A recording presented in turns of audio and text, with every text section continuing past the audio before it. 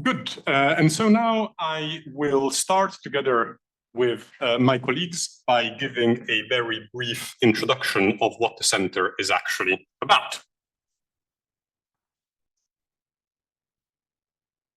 And as we mentioned, the Centre is really a collaboration between Uppsala University, Lund University, and the RISE Research Institutes of Sweden. And the Centre participants, which you see here and whose names you have just heard, contribute with very different expertise, both more oriented towards the social sciences, medical sciences, data-driven approaches, and for what concerns myself, from climate science. And we have these three centres, but we also have three core activities within the Centre. And these core activities are obviously research, because it's a research centre. So one of our key aims is to conduct high-quality interdisciplinary research on impacts of climate extremes.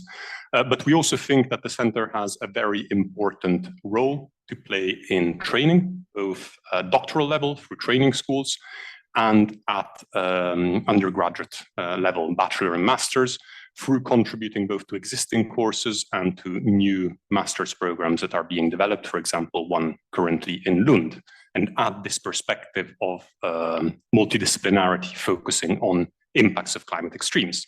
And so here you see our beautiful portraits also on this slide. And then last but not least, we have a focus on interacting internationally and beyond academia. And from the point of view of internationalization, here we will focus a lot on exchange programs with researchers from abroad. And from the point of view of connecting to actors outside academia, in addition to naturally outreach to the general public, we also want to have a focus on contact with policy and decision makers. When it comes to the scientific focus, we have three main topic areas that Charlotte already mentioned. One really important one is impact data. Looking at impacts of climate extremes is severely constrained by lack of data on the actual impacts. So that will be a big part of the Centre's work. We will also consider the genesis of the impacts. So obviously, when you have a climate extreme, there is a climatic factor, but the impact is also heavily determined by how people act, what sort of infrastructure you have, what sort of management decisions you make, and it has also differential impact. So the same extreme affects very differently different parts of society. And then finally, we see a need to work on impact scenarios for the future. There are naturally these large-scale global or national evaluations, but here we see that we are missing information about local differential impacts for specific extremes in the future. And so what can be done about this? As I mentioned, another one of our focus points is having an international footprint and an international presence.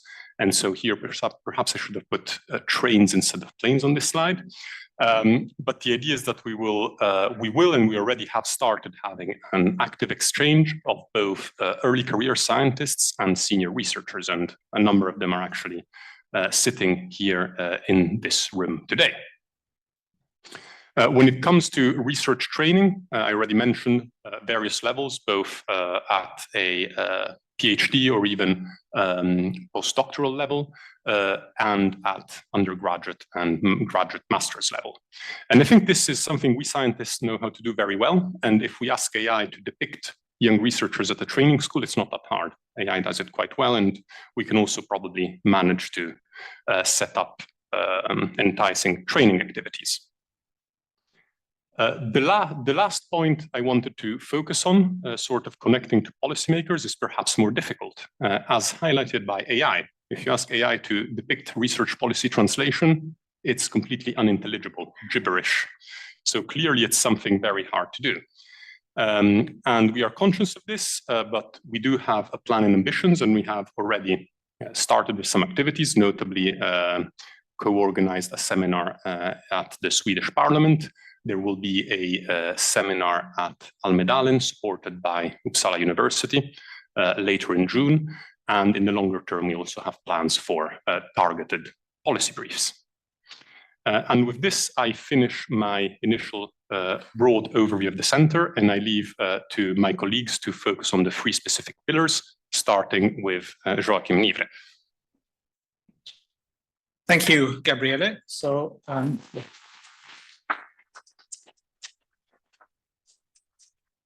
Joakim Nivre. I'm senior researcher at RISE, research director at our Center for Applied AI, focusing specifically on natural language processing. And I'm going to say a few words about our role in the center, which is especially connected to the first of the three themes that Gabriele introduced. So RISE, first of all, is Sweden's National Research Institute and innovation partner. We have over 3,000 employees at offices around Sweden. The people who are directly connected to Climes are primarily in Stockholm and Gothenburg. And I guess you could see our role as primarily trying to leverage recent advances in AI in the study of climate extreme impacts. Within my own area of expertise, natural language processing, that could mean gathering information from text, and I will show an example in just a few seconds of that. But of course, there are lots of other things going on, and RISE has a very broad research agenda in AI, and many of my colleagues work on different applications of deep learning for advanced data analysis and modeling, which you will hear more about later this afternoon.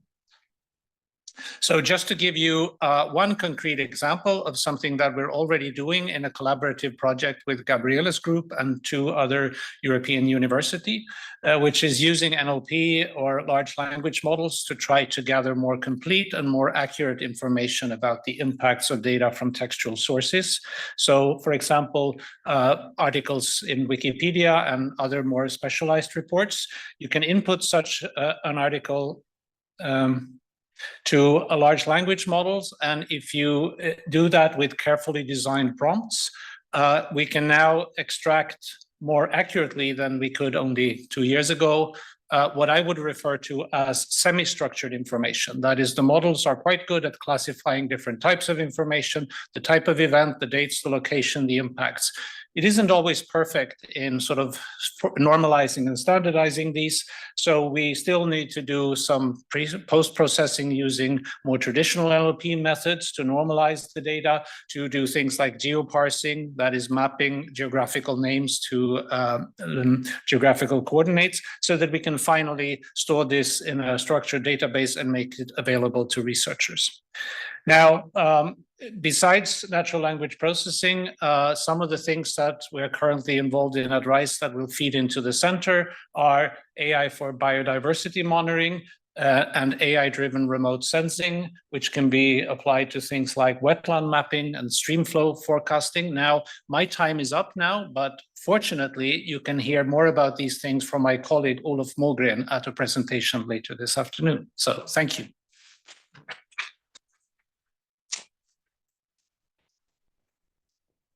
Thank you very much, Joakim. And now I would like to invite, my colleague Elena Raffetti to the stage, who will be presenting the second pillar that we work on at Climes. Elena, please. Thank you, Gabriele. Thank you, Joakim, and welcome everybody today. It's so nice to be here.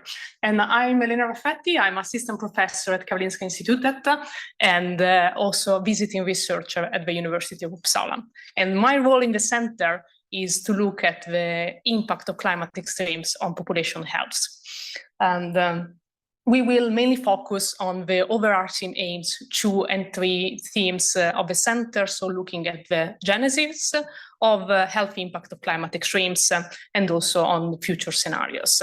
So what we would like to focus is mainly on 3 components. The first one is vulnerability. So look the impact of climate extremes on different kinds of diseases. It's mainly focused right now has been on cardiovascular diseases, respiratory diseases, and mortality. Because it's also you need large amount of data, and you need and you can do aggregated analysis. Now, having also large population studies, like in England, we can access 58 millions of the overall population. So we can also look at more like kidney, mental health, and other conditions. Another important component of vulnerability is looking who is more vulnerable. So what are the risk groups, like pregnant women, infants, elderly, or people with live in specific area or with low income. We would like also to go a little bit beyond what has been done up to now. So look also on preclinical effects and say what's happened before, like having a diagnosis of diseases, how climate extreme are impacting this. And this can be done doing study with proteins that we have in the body, and it's like called proteomics and metabolomics. And the last part is the impact of climate extreme on non-communicable diseases.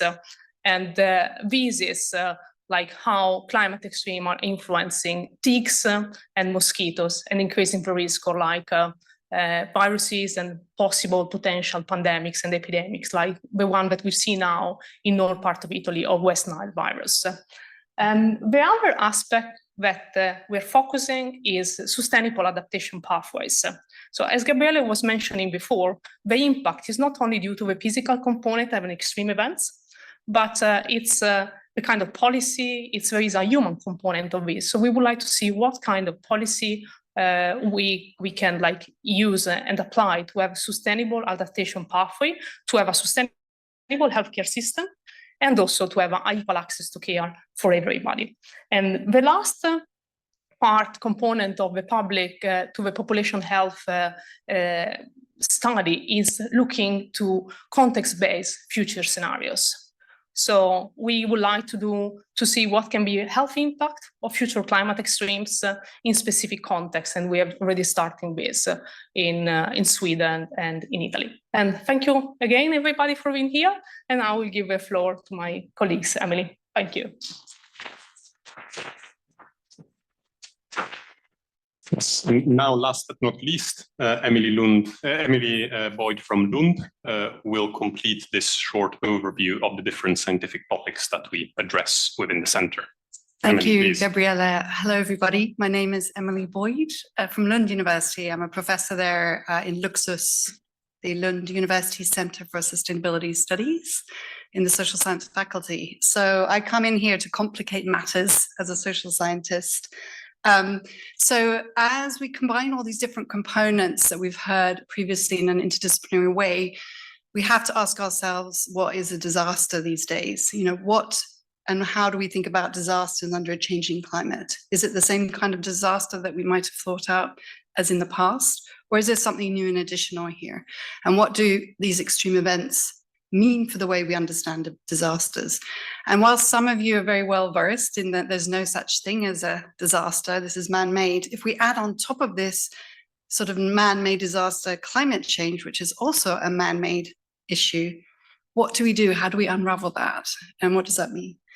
So we have to tally that then with the questions of who is vulnerable. So whilst we have advanced a lot in our understanding about assessing, about including, about developing ways in which to better understand vulnerability and the disproportionate effects that climate change has on people in different places, we still have real challenges about disentangling what is the climate part from what is the historical, the political, the contextual dimension and the economic aspects, which we still need to do. And whilst we might sit and reflect on it as researchers, in practice, people have to get on and do stuff and in a pragmatic way. So they do turn to us and say, what should we do with this? How should we actually tackle it?